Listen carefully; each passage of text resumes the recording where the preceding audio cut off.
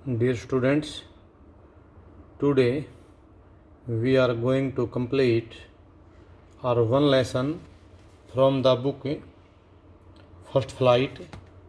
It's lesson number 7, and in this lesson there are 3 stories. Name of lesson is Glimpses of India.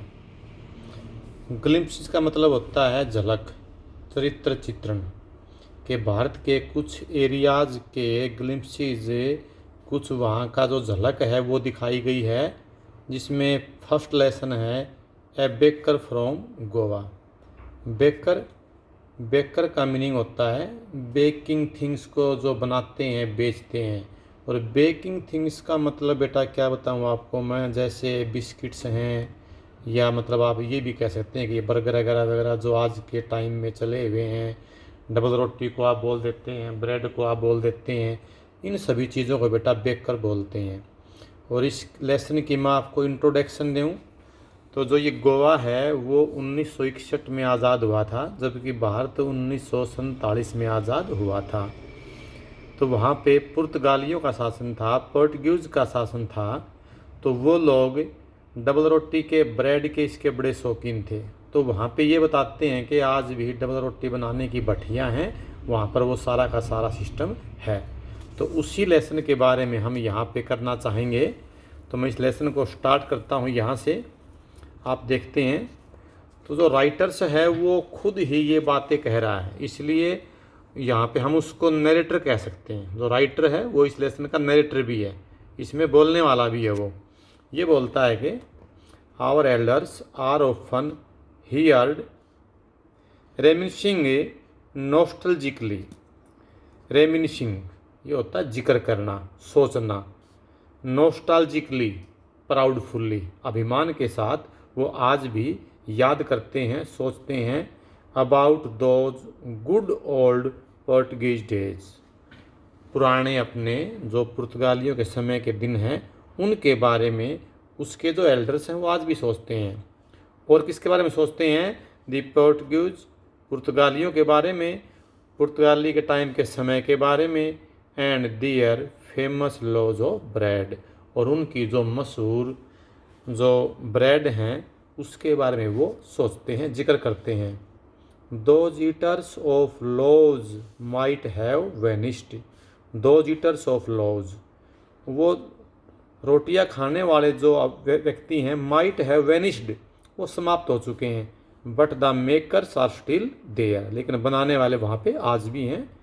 We still have amongst us the mixtures, आज भी हमारे बीच में क्या है? Mixtures वो होता है जैसे वो ब्रेड को बनाते हैं तो उससे पहले उसका जो आटा है या मैदा है उसको वो मिलाने वाले जो मिक्सचर्स उसको बोलते हैं। द मोल्डर्स वो होते हैं भी जिस चीज़ में डाल करके किसी वस्तु को आकार दिया जाए ताकि वो उसी आकार की बन जाए।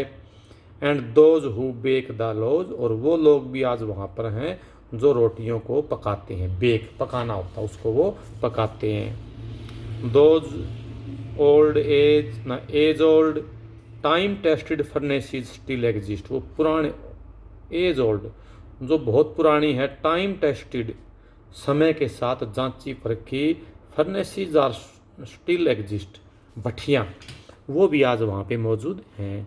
The fire in the furnaces has not yet been extinguished, इन भट्टियों में जो आग है वो अब तक भी एक्सटिंग्विश, बुझी नहीं, अर्थात आज भी वो भट्टी जीवित हैं। The third and jingle of, third थपथपाट होती है, जिंगल आपने ये पोएम सुने कि जिंगल बेल एक छोटी सी घंटी होती है।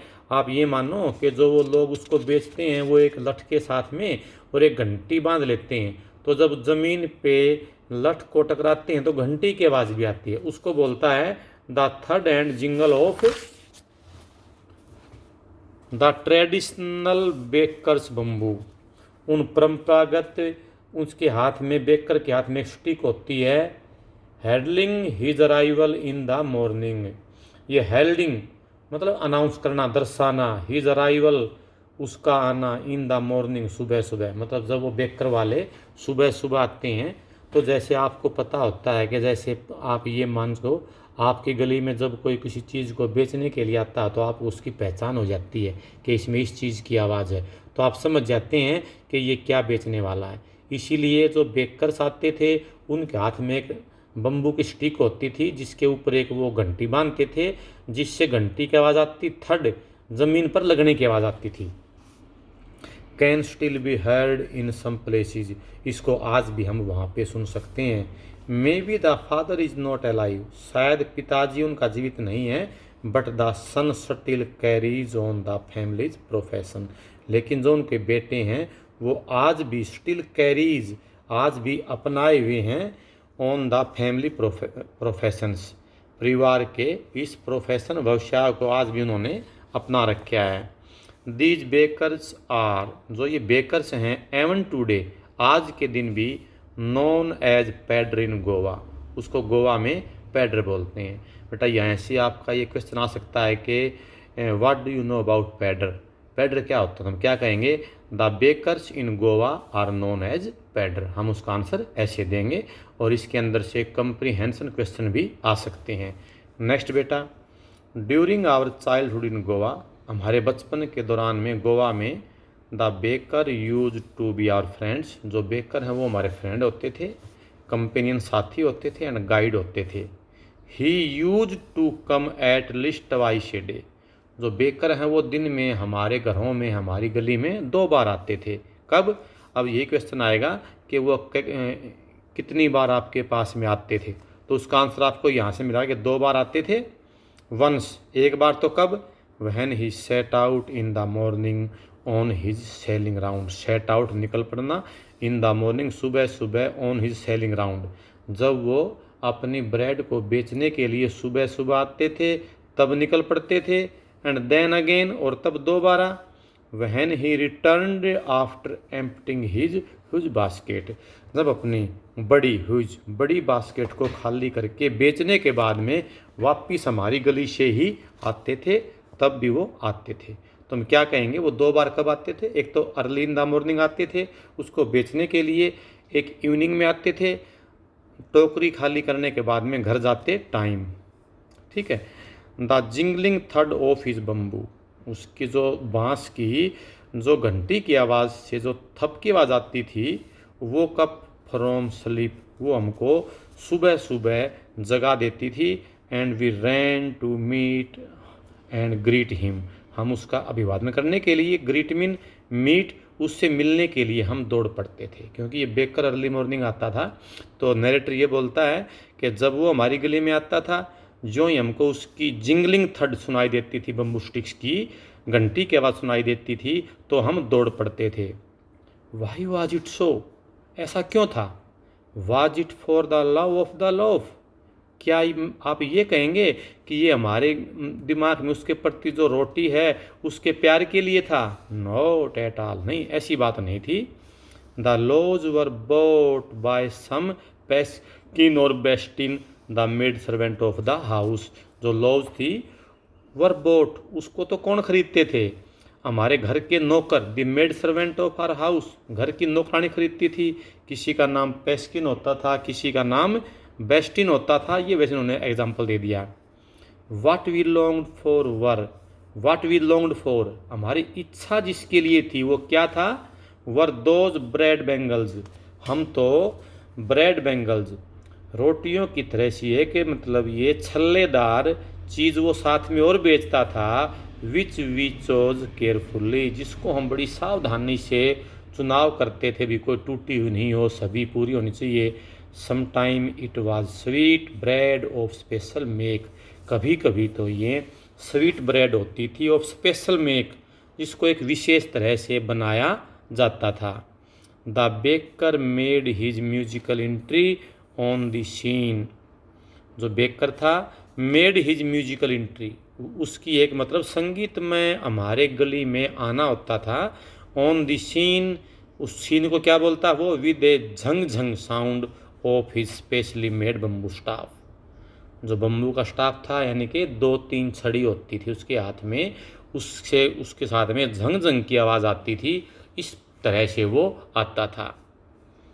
One hand supported the basket on his head एक हाथ से तो वो क्या करता था, उसके सिर के ऊपर जो टोकरी होती थी, बास्केट होती थी, उसको सपोर्टेड, उसको वो सहारा देता था। And the other banged on bamboo on the ground, और दूसरे से बम्बू को ग्राउंड पे मारता था, बैंग टकराता था, यानी कि एक हाथ से टोकरी पकड़ता, दूसरे हाथ से ग्राउंड पे बम्बू स्टिक को मारता था। He would greet the lady of the house with good morning, समझ गए, गुड मॉर्निंग कह करके वो सभी का अभिवादन करता था। And then place his basket on the vertical bamboo, और तब वो वर्टिकल बम्बू के ऊपर अपनी टोकरी को रख देता था। वी किड्स, हम जो बच्चे हैं थे, वुड बी पुश्ड असाइड, हमको एक तरफ वो धकेल देते थे। विद ए माइल्ड रेब्यूक, माइल्ड मतलब हल्की सी, रेब्यूक मतलब ये डराने के साथ में, और ये आप ये मानो कि ये हल्के से गुस्से के साथ में हमको वो दूर भगा देता था, मतलब माइल्ड रेब्यूक है, मतलब ज़्यादा गुस्सा नहीं, हल्का सा गुस्सा। And the loaves would be deliver to the servant, और जो रोटियां हैं वो घर के नौकरों को दे दी जाती थी, क्योंकि वो घर में ले जाने के लिए आते थे। But we would not give up, इसका अच्छा मीनिंग है, we would not give up, हम ऐसे मानने वाले नहीं थे। हमको दूर भगाता था वो कि ये बच्चे पास में मत आओ, लेकिन हम ऐसे मानने वाले नहीं थे। We would climb a bench, हम एक बेंच पर चढ़ जाते।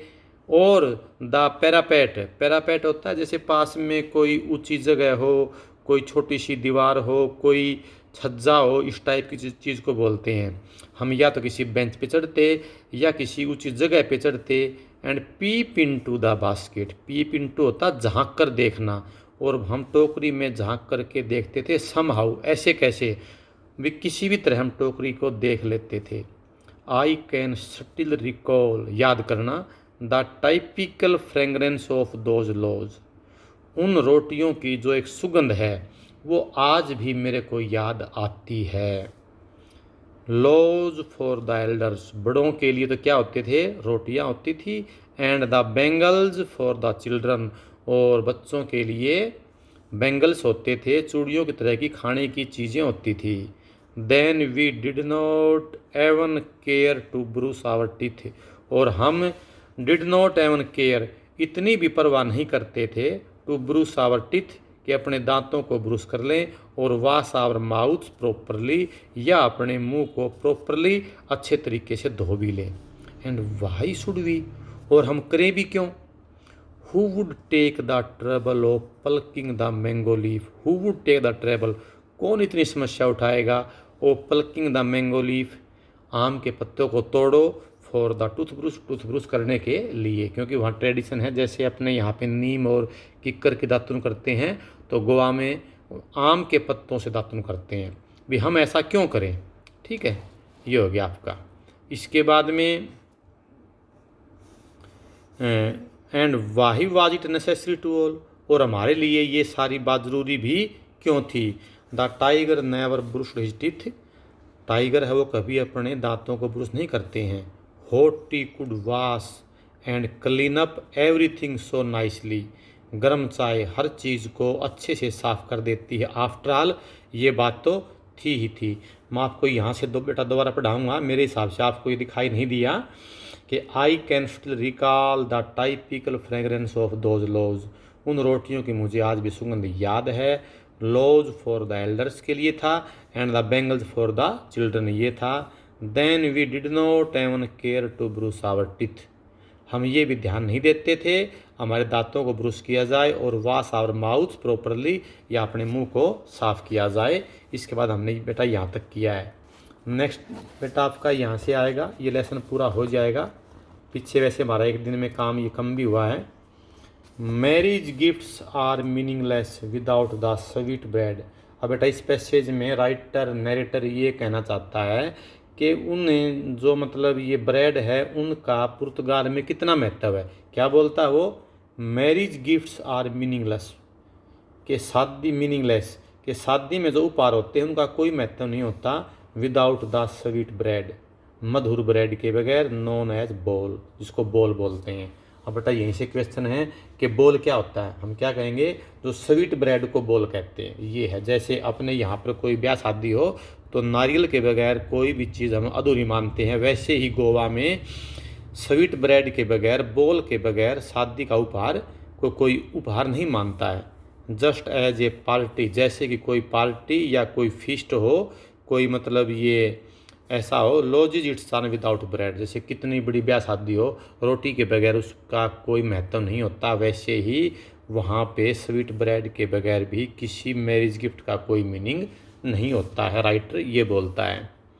Note enough can be sad, ज़्यादा नहीं कह सकते, टू शो, ये दिखाने के लिए, how important A baker can be for a village, एक गांव के लिए एक बेकर कितना इम्पोर्टेंट है, इससे ज़्यादा और हम आपको क्या कहें।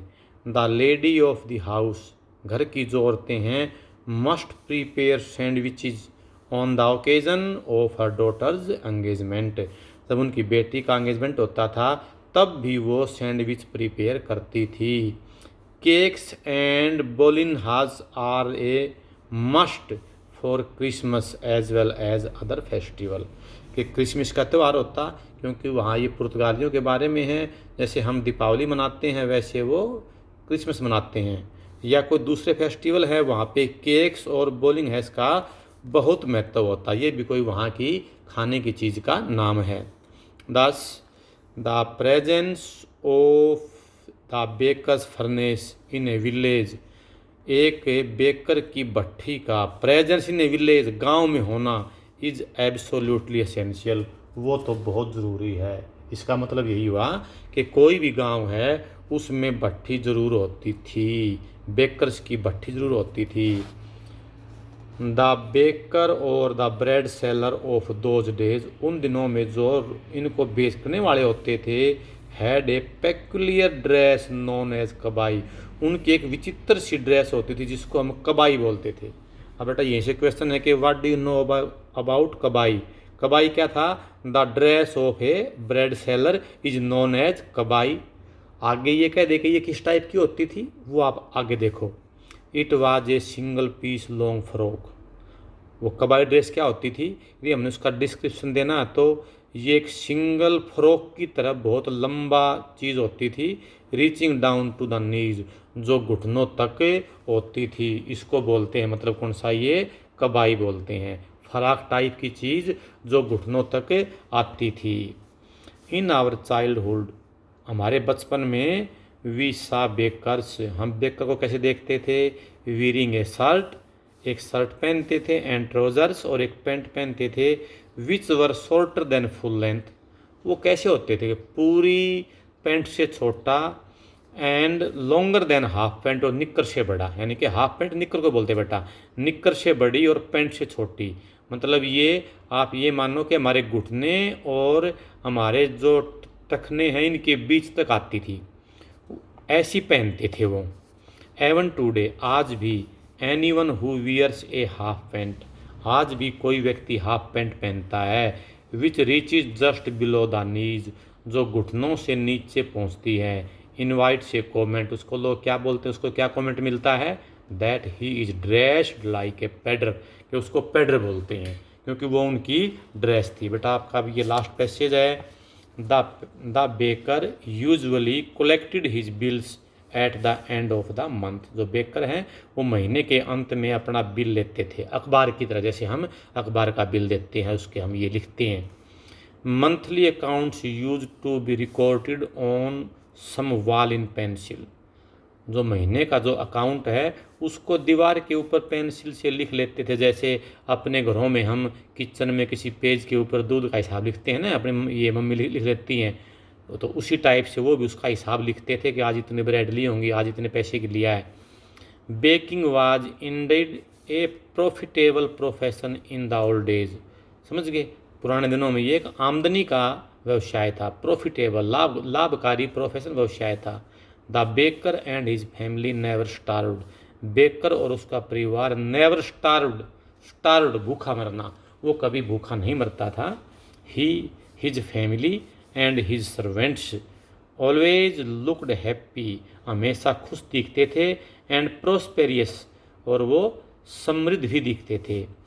देयर पम्प फिजिक्स, गोल मटोल दिखना उनका, वाज एन ओपन टेस्टिमोनी, एक सीधा है, एक मतलब उदाहरण था, सीधा है, एक प्रूफ था टू दिस, इस चीज़ का। भाई ये खाते पीते, हम ये बोल देते हैं कोई बच्चा बहुत अच्छा गोल मटोल है, लाल, हम क्या बोलेंगे, भी अच्छे खाते पीते घर का है, ठीक है, हेल्दी है, ऐसे ही वो बोलते थे। एवन टूडे एनी पर्सन, आज भी यदि कोई व्यक्ति with a jackfruit like physical, जिसका जैक फ्रूट की तरह मोटा ताज़ा दिखने में लगता हो, अपने दिखने में लगता हो, is easily compare to a baker, हम उसको बेकर आज भी कह देते हैं। इसके बेटा क्वेश्चन आंसर आपके पास में आएंगे, आप उसको करेंगे। और यहाँ पे बेटा लेसन को ऐसे ही पढ़ा जा सकता है, पोएम की तरह हम पूरे लेसन को बेटा ब्लैक बोर्ड पे नहीं लिख सकते।